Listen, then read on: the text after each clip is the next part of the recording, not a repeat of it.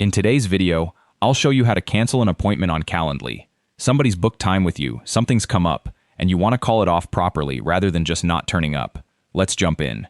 Head to Meetings in the left-hand menu.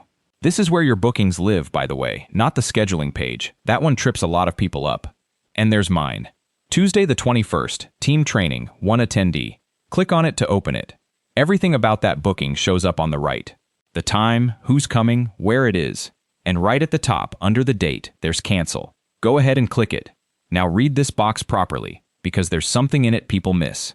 Please confirm that you would like to cancel this event. A cancellation email will also go out to the invitee. That happens on its own. You don't email anybody yourself and you can't switch it off. The second you confirm, Rachel knows.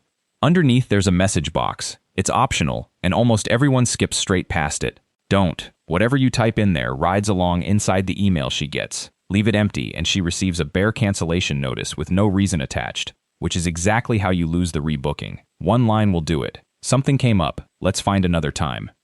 Then it's yes, cancel. And it's gone. My meetings page is empty again. That slot drops back into my availability so somebody else can grab it, and Rachel has her email. One last thing worth knowing. That was me canceling as the host. Your invitee can cancel their own booking as well, straight from the confirmation email Calendly sent them when they booked, so you don't always have to do this for them. So that's it. Meetings, click the booking, cancel, leave a message, confirm. Happy scheduling, and I'll see you in the next video.